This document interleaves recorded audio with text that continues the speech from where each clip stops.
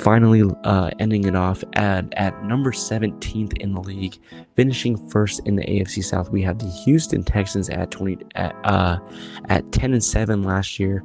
I have them going worse at a record of 9-8. Notable additions were Christian Kirk from division rival Jacksonville Jaguars.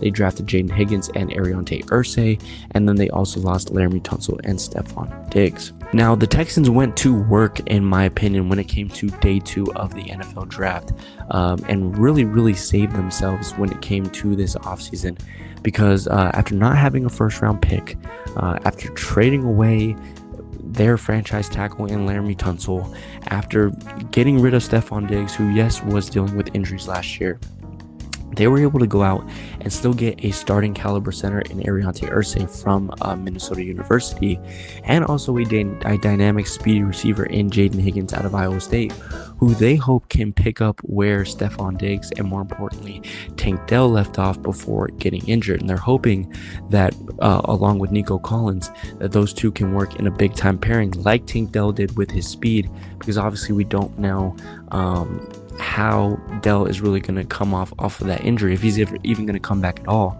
They really needed a big time replacement, and I think that Higgins can definitely fill that.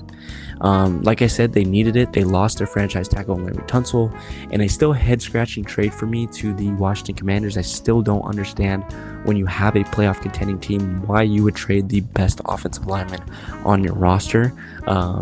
Stephon Diggs, like I said, was a little bit more understandable.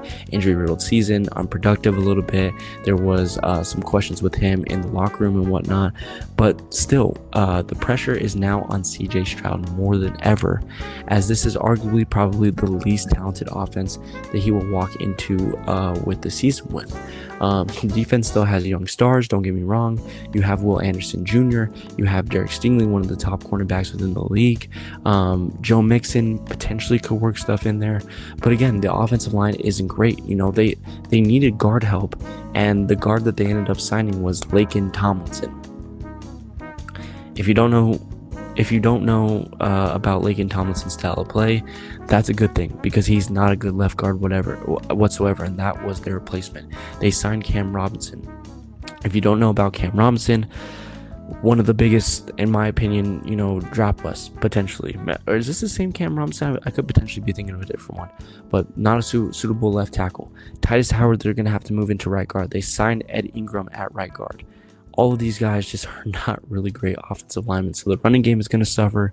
You don't know how Dell's going to come off of it.